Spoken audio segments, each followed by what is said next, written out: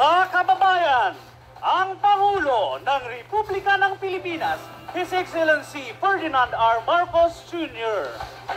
At ngayon ay matutunghayan ang pag-turnover ng machineries at farm equipments.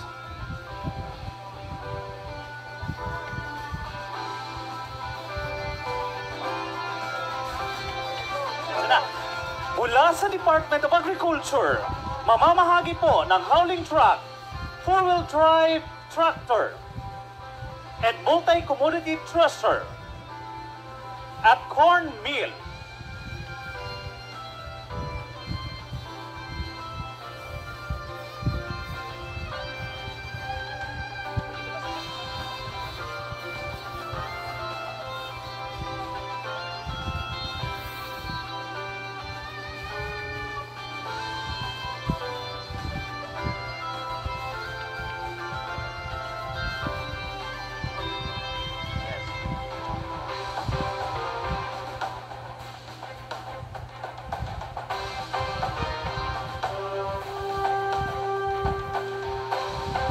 Ang corn mill po ay nagkakahalaga ng 698,888 pesos.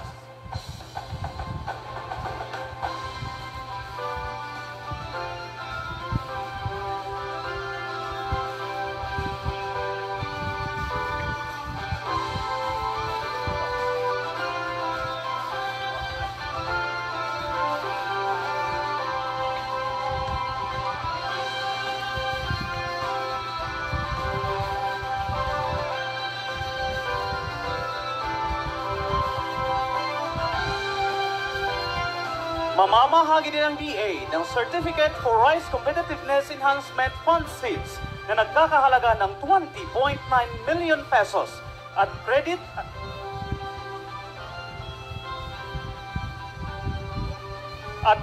assistance to partner lending conduits for small farmers and fisherfolk under Agri-Negosyo Loan Program ng DAACPC sa halagang 30 million pesos.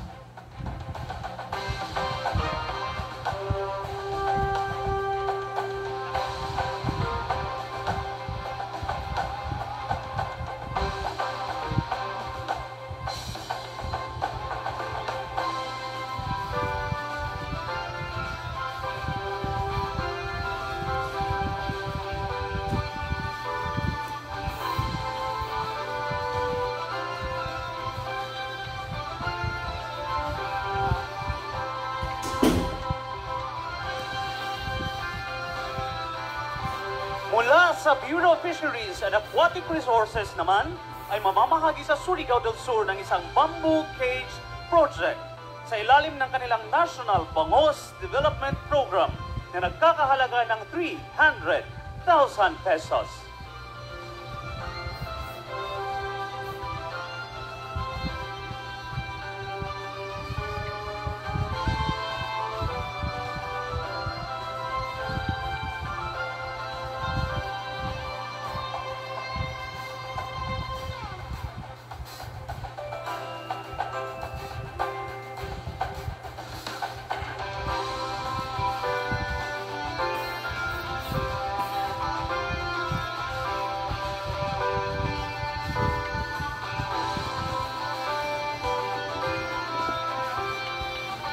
Mula sa Department of Labor and Employment naman ay mamamahagi sa Agusan del Sur ng tupad program benefits sa halagang 1.6 million pesos at sa Surigao del Sur sa halagang 773,850. Mamamahagi din ang dole ng Integrated Livelihood Program at Government Internship Program.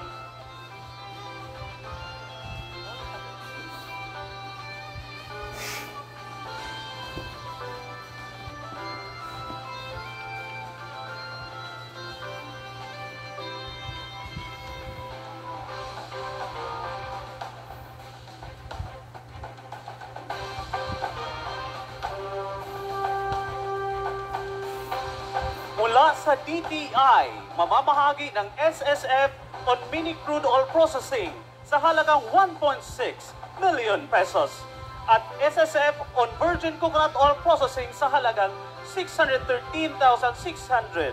Ang DTI din ay mag-turnover ng Farm to Market Road under Rapid Growth Project sa halagang 29.9 million pesos sa Prosperidad, Agusan del Sur. At sa Hinatuan, Surigao del Sur sa halagang 21.1 million pesos.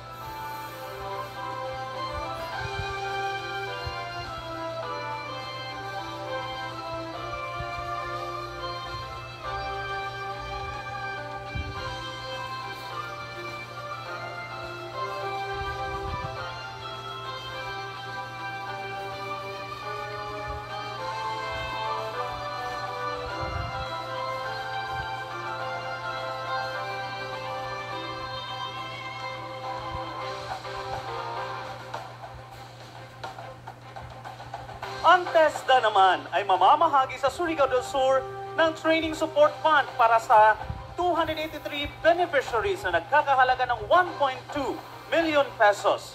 Starter toolkits on shielded metal arc welding NC2 sa ilalim ng STEP Scholarship Program na nagkakahalaga ng 375,000 pesos. At ang Training Support Fund na nagkakahalaga ng 350,000 para sa Agusan del Sur.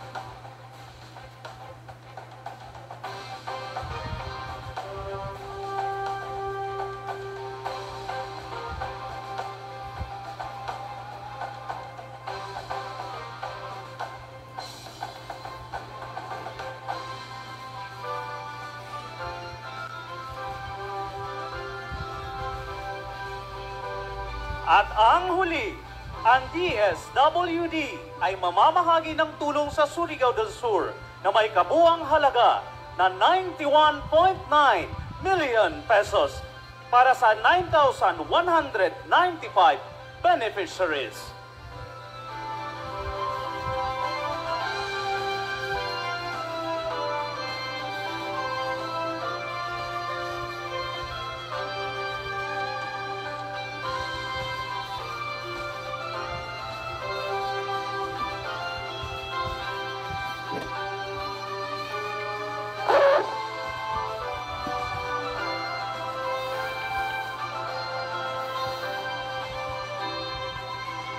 Maraming salamat po, mahal na Pangulo, at congratulations po sa lahat ng ating mga farmer and fisherfolk beneficiaries.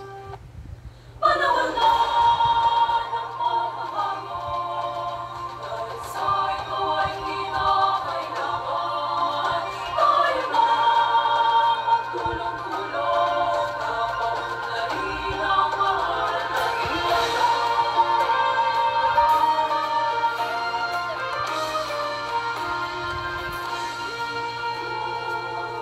Mga kababayan, kababayan ang Pangulo ng Republika ng Pilipinas, His Excellency Ferdinand R. Marcos Jr.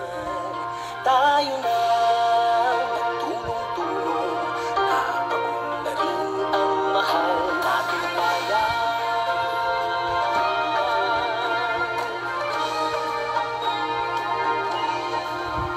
Panahon na magbabago at ayos ang mga dapat ayusin. Dapat lang maging tungkulin ng bawat mamamayan dito sa atin. Ng pagbabago patungo sa pag-asenso, magsikap ng mabuti at ng kuminhawa tayo. Muli ang Pangulo ng Republika ng Pilipinas, His Excellency Ferdinand R. Marcos Jr. Pilipinas, panahon na ng pagbabago. Ginoo sa dinig atin, magmamala ng ugali. Maaari na po tayong umupo.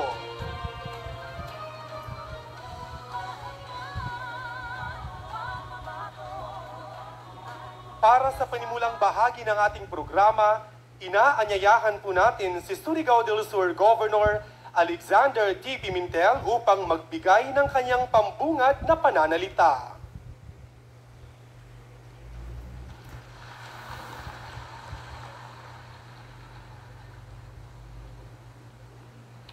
Sa ating mahal na Pangulo, His Excellency President Ferdinand Bongbong Marcos Jr.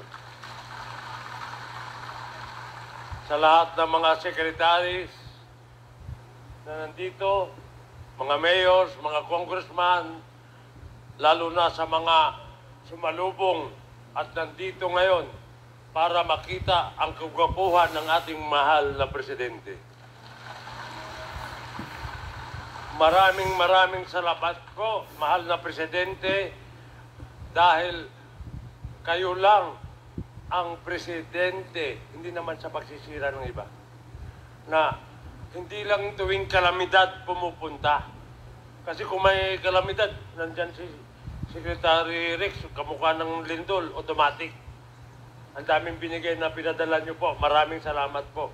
At ngayon po, kayo lang ang Presidente na umiikot sa buong bansa, lahat ng probinsya, kahit walang kalamidad, para magbigay ng mga tulong sa mga lahat ng klase ng tao, lalo na to sa mga mananagat at pag-uuma, ay farmers and peasants pala. Ano yun? Bisaya. So, masaya po kami lahat. Hulog kayo ng Diyos sa amin. Maraming salamat po. Maraming salamat po, Governor Pimentel. Atin namang tawagin si Surigao del Sur 1st District Representative Romeo S. Momo Sr. para sa kanyang mensahe. Ang ating mahal na Pangulo, His Excellency President Ferdinand Bongbong Marcos, members of the Cabinet, local officials, sa ating lahat, magandang umaga po. On behalf of the 10,000 beneficiaries and the people of Surigao del Sur, lalo na po sa unang distrito ng Surigao del Sur, gusto po namin ipabot sa inyo ang aming taus-pusong pasasalamat po. Sa inyo pong pagdalaw sa aming probinsya despite of your hectic schedule. Ang ayuda po na matatanggap ng mga benepisyaryong ito, 10,000 po sila, ay malaki na pong tulong sa buhay at kabuhayan ng mga kababayan namin po dito sa aming probinsya. I have been privileged to work with the President nang siya po ay senador pa ng ating bayan.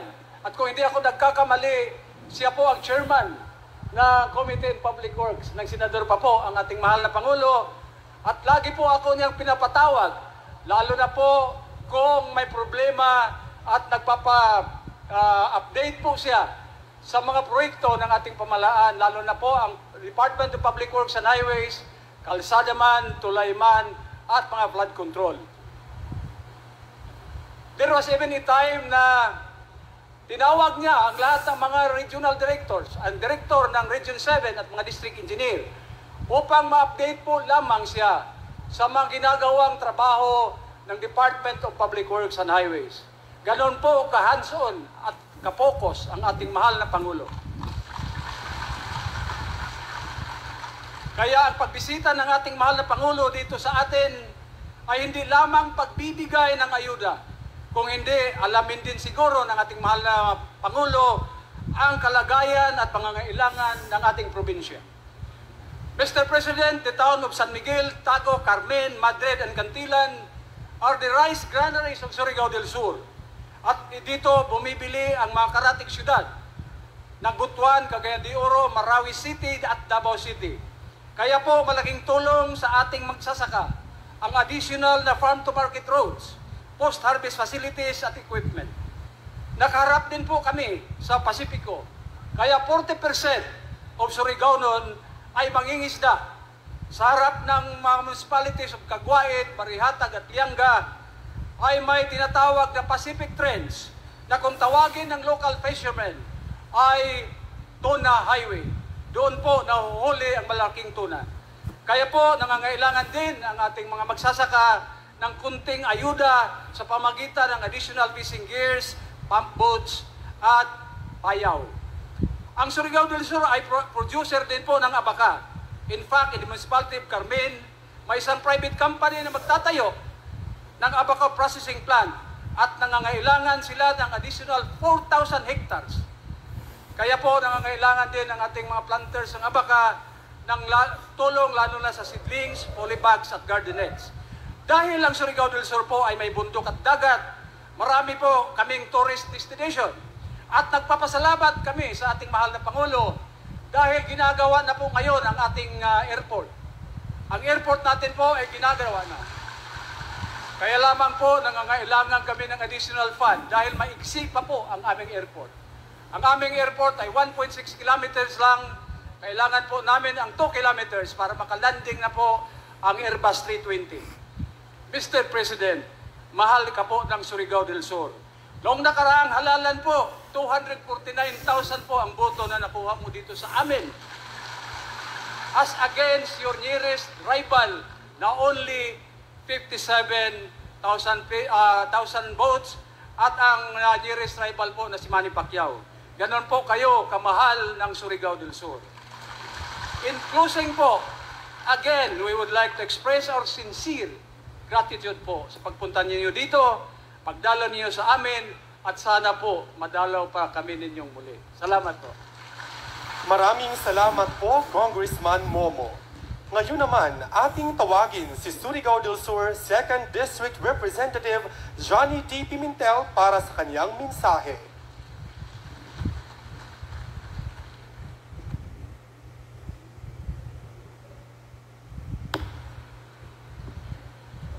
Madyaw na adlaw sa tanan, mga Surigao-non, sa ating Pangulo, His Excellency President Ferdinand Romualdez Marcos Jr. Mr. President, ngayong araw po ang lahat ng Surigao-non ay nagagalak sa pagbisita po ninyo sa aming probinsya. Kayo po, ito po ang kauna-unahang pagkakataon na ang isang presidente ay bumisita sa lalawigan ng Surigao del Sur at nabigay ng mga ayuda sa mga magsasaka at sa mga mangingisda. Ito po ay nagpapatunay lamang na kayo ay isang Pangulo na matulungin sa ating kapwa Pilipino. Noong dumaan na taon 2023, ang Surigao del Sur iniinig ng isang malakas na lindol. Marami po ang napinsala at naapektuhan ng ating mga kababayan. Pero hindi nyo kami pinabayaan, Mr. President. Agad-agad nagpadala kayo ng 70,000 food packs through DSWD Secretary Rex Gatchalian. At hindi lang yon, Mr. President. Binigyan din po ninyo ang mga nasiraan ng mga bahay na 5,300 displaced persons na nagkahalaga po ng 12,000 pesos each to total amount of 70 million pesos. Noong January 2024, ang Surigao del Sur ay nakaranas ng matinding baha at nahirapan po ang mga kababayan natin. At ganoon din po ang ating Pangulo, hindi tayo pinabayaan.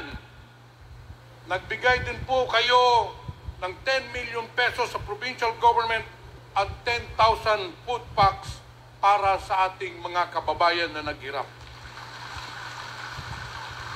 Hindi lang po ito. Marami din po kayo, Mr. President, na naibigay ng mga infrastructure projects na nakakahalaga ng maraming bilyon sa Surigao del Sur. Ito po ay malaking tulong sa kahirapan ng ating mga kababayan.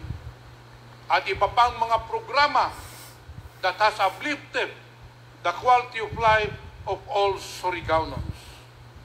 Kaya po, Mr. President, kukunin ko po ito ng pagkakataon na paabot po sa inyo ang aming taus-pusong pasasalamat sa inyo, Mr. President. Kayo po ang Pangulo na tinitangala ko na may malaking puso para tulungan ang mga kapwa Pilipino dito sa ating bansa. I would like to assure President Ferdinand Romualdez Marcos Jr. that all the people of Surigao del Sur is in full support of your programs and your administration. Makakaasa po kayo, Mr. President, kami po ay nasa likod nyo sa lahat ng inyong programa. Maraming salamat po, Mr. President. Maraming salamat po, Congressman Pimentel. Sa puntong ito, inaanyayahan po natin si Special Assistant to the President, Antonio Ernesto Lagdomeo, upang ipakilala ang ating panauhing pandangal. Ladies and gentlemen, the President of the Republic of the Philippines, His Excellency Ferdinand R. Marcos Jr.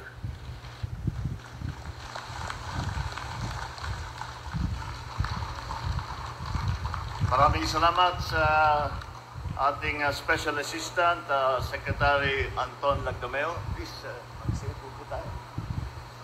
Andito rin po at sila ang kalihim ng ngayon sa kasalukuyan ay marami talagang ginagawa dahil dumadaan po tayo sa krisis ng tagtuyot at kaya't inaasahan po natin ng tulong na galing sa Department of Agriculture. Nandito po Secretary Kiko Laurel. Ang laging ninyong nakikita kapag may kalamidad at kapag may nangangailangan ng tulong, ang kalihim ng DSWD Secretary Rex Gatchalian at ang siyang tumutulong na para maganda ang ugnayan ng national government at ang local government. Kung hindi po maganda ang koordinasyon at ugnayan at pagsasama ng national government at local government, hindi po namin magagawa itong mga programang ito. Pag-uusapan lang namin sa Maynila ito, hindi nyo mararamdaman. Kaya't napaka-importante ang kanyang ginagawang trabaho. Ang kalihim po ng DILG Secretary Benhur Abalos, ang namamahala at nagtitimon sa mga development dito sa buong isla ng Mindanao ay ang Mindanao Development Authority Secretary, Secretary Leo Magno, ang ibang mga cabinet members na nandito ngayon, at ang inyong First District Representative na hanggang ngayon ang tawag ko sa kanya, Yusek, kasi ang tagal namin magkasama eh. Matagal marami kaming ginagawa. Nung ako nga ay chairman noong Public Works sa Senado, madalas kami magkita. At lagi siyang pinupuntahan. Ang tinatanong ko, dahil totoo ang sinasabi niya sa akin kung ano ba talaga ang lagay. Ang ating congressman ngayon, Congressman Momo. At napaka-sipag at napakasigasig na congressman ng 2nd District ng Surigao del Sur, Representative Johnny Pimentel. Ang 1st District, Agusan del Sur, Representative Alfelito Basco. 2nd District of Agusan del Sur, Representative Eddie Bong Plaza. Surigao del Sur, Governor Alexander Pimentel. Agusan del Sur Provincial Governor, Governor Santiago Candy Jr. Ang ating host dito sa ating programa ngayon ay ang Tandag City Mayor, Mayor Roxanne Pimentel. At lahat ng aking kasamahan sa pamahalaan, all elected officials, my fellow workers in government, at ang pinaka-mahalaga na nandito, na bumisita at kasama natin ngayon, kayo po, mga beneficiary ng ating presidential assistance. Ladies and gentlemen, magandang araw po sa inyong lahat. Marami pong salamat sa inyong mainit sa pagsalubong sa amin. Tunay pong napakaganda ng Surigao del Sur. Magpinagpala kayo ng magandang tanawin, mga ilog, dalon at yaman ng lupa ay siyang nagbibigay ng buhay sa inyong pananim. Ang agrikultura at pangingisda ay ilan lamang sa mga pangunahing industriya na nagbibigay lakas sa lalawigan ng Surigao del Sur. Gayunpaman, batid ko ang matinding dinadanas ninyong hirap nitong nagdaang El Nino. Halos 12,000 magsasaka dito sa Region 13 ay naapektuhan. Hindi namin nakakalimutan ang ating mga kababayan dito sa Surigao del Sur. Kaya po nandito kami para personal na ipahatid ang tulong mula sa pamahalaan. Hangarin namin na maging maunlad at produktibo ang mga mamamayan ng Surigao del Sur at ang rehiyon ng Caraga. Mula noon, ipinagkatiwala ninyo sa akin ang pagiging Pangulo. Batid ko na ang tanging paraan upang maging matagumpay sa mga layunin nito, ang lubos na pag-unawa sa sitwasyon sa pangangailangan ng bawat Pilipino. Yan ang dahilan kung bakit po ako nandito. Kasama ang mga iba't ibang ahensya ng pamahalaan. Gusto ko masiguro na maayos ang pagtanggap ninyo ang aming hatid na ayuda at malaman mismo ang kalagayan niyo. Naiba po, kaya naiba ang nagpapasalamang ng mga report. Iba talaga kung tayo ay nakabisita, nakakausap kayo at naririnig ng sarili ko na personal kung ano ba ang inyong pangangailangan, kung ano ang inyong sitwasyon. Kaya naman, ikinagagalak ko pong ihatid sa inyo ang 10,000 cash assistance para sa mahigit 9,000 na makakatanggap dito sa Surigao del Sur sa ilalim ng ayuda sa Kapos Angkita Program o AKAP ng DSWD. Magbibigay din po ang aking tanggapan ng tigsa 10,000 piso sa mga magsasaka, mangingisda at ilang piling pamilya na masyadong apektado ng El Nino dito sa Surigao del Sur at sa Agusan del Sur. Ito pong tulong na ito ay ipamamahagi namin sa inyong mga lokal na pamahalaan upang may parating sa inyo.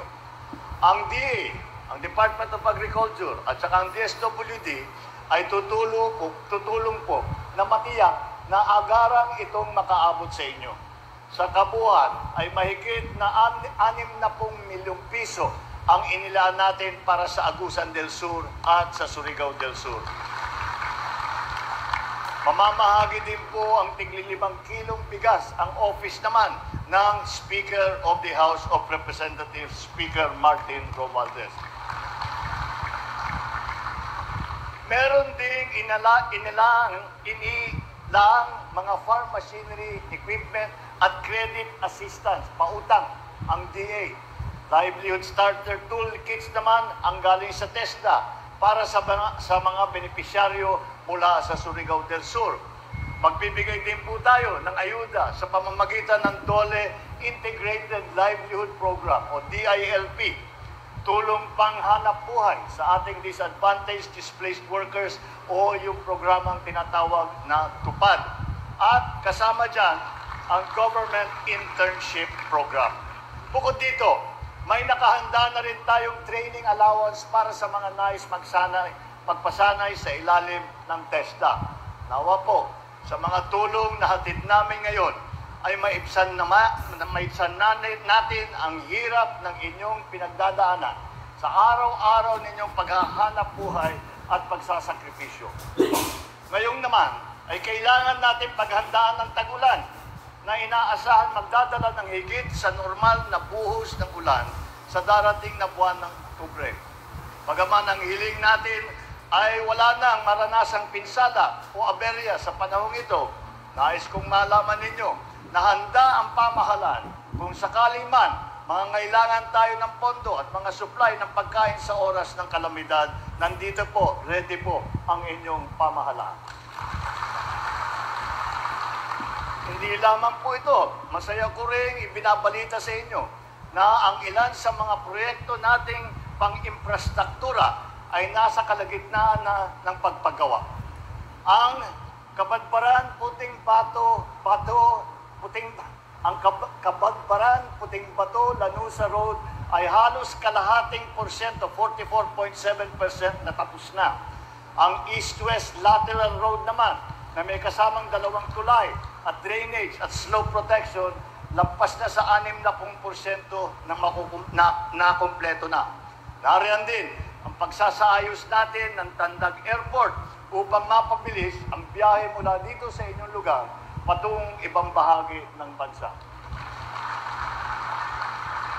Maliban sa mga nabanggit ko rito, nakapamahagi na tayo ng halos 9 bilyong piso mula noong Enero noong nakaraang taon dito sa Caraga sa ilalim ng mga programa ng DSWD.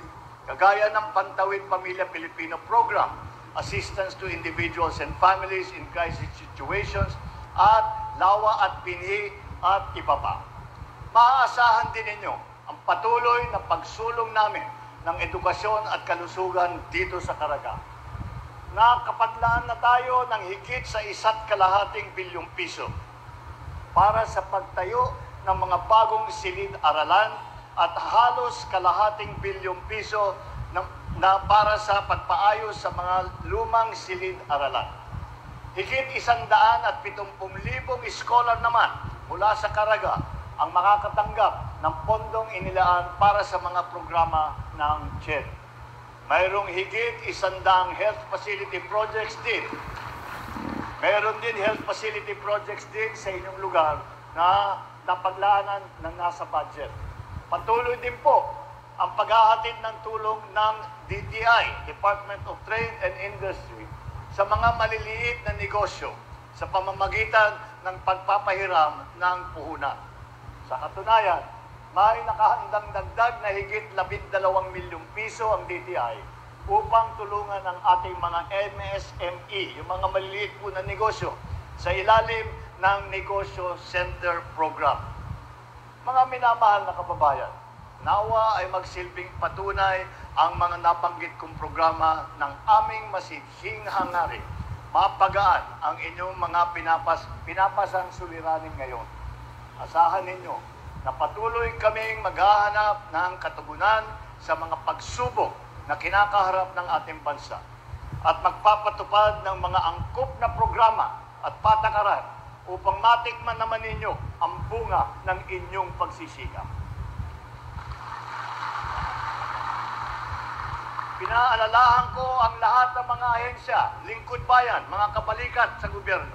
Huwag natin sayangin ang ating mga nasimulan. At sa inyong mga magigiting na magsasaka at mangingisda, hindi ito ang huling pagkakataon na makakarinig kayo ng magagandang balita mula sa atin. Patuloy lamang ang pamahalaan sa pag-aagapay sa inyo. Sa sama-sama natin pagkilos at pagtutulungan, tiyak na makakamit din natin ang isang bagong Pilipinas. Isang bagong Pilipinas kung saan ay bawat Pilipino ay pusog, hindi lamang sa pagkain, kung hindi sa pangarap, pag-asa at mga oportunidad. Muli, maraming salamat po sa inyong mga sakripisyo. Mabuhay ang bawat pamilyang Pilipino, mabuhay ang bagong Pilipinas. Maraming salamat po at magandang umaga po sa inyong lahat. Maraming salamat po, mahal na Pangulo. Sa puntong ito, inaanyayahan po natin ang ating mahal na Pangulo na pangunahan ng pamamahagi ng presidential assistance para sa ating farmers at fisherfolk na apektado ng El Nino. Ating tunghayan ang ceremonial distribution ng presidential assistance sa mga piling farmers at fisherfolk sa lalawigan ng Surigao del Sur, sina Badyang Adeline,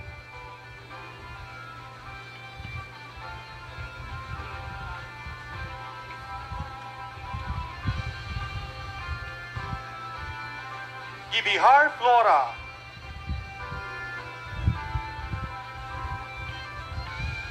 Utagan Carlos,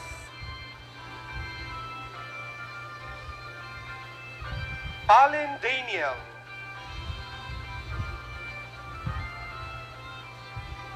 Kabadonga Lilibet,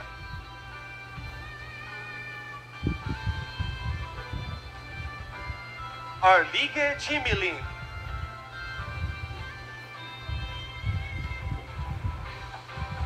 Plaza Fernando,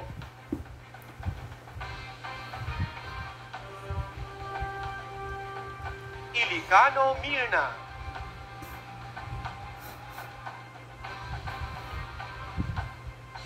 Iparagire Cristina,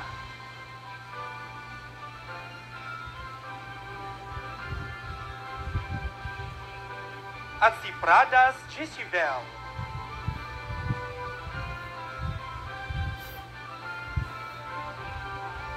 At ngayon, hinihiling po natin sa ating mahal na Pangulo na pangunahan ng pag-aabot ng check assistance na nagkakahalaga ng 12.48 million pesos from the Office of the President para sa ating affected farmers and fisherfolk sa lalawigan ng Surigao del Sur na tatanggapin ng ating butihing gobernador, Alexander D. Pimentel.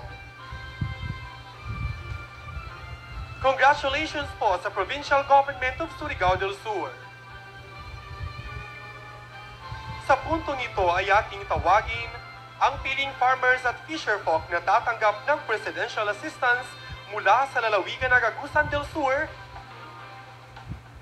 sina Abrea Juanchito,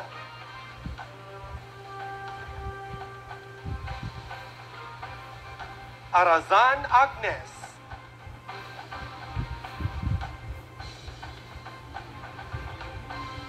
Barbarono Wilson,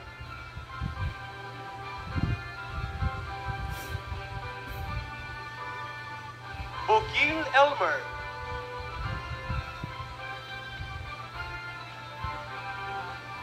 Calmares Irvin,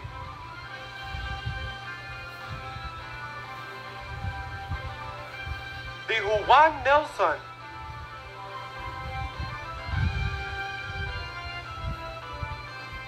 Gana Sidro,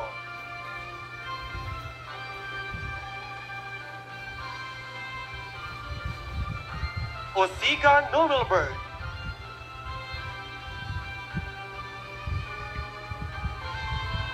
Quinio Ridemto,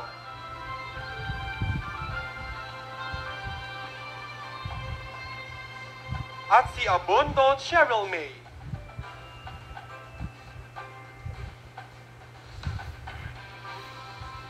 Sa sandaling ito, hinihiling po natin ang mahal na Pangulo para naman sa pag-aabot ng check assistance na nagkakahalaga ng 50 million pesos from the Office of the President para sa affected farmers and fisherfolk sa probinsya ng Agusan del Sur na tatanggapin ng ating butihing Governor Santiago B. Cane Jr.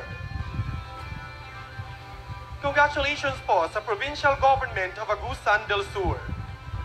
At maraming salamat po sa ating mahal na Pangulo para sa inyong tulong sa ating farmers, fisherfolk at kanilang mga pamilya. Sa pagkakataong ito, inaanyayahan po natin ang ating mahal na Pangulo para sa isang group picture kasama ang ating beneficiaries at iba pang mga bisita downstage. Maaari pong ang lahat ay lumapit sa dakong gitna upang makasama sa ating group photo.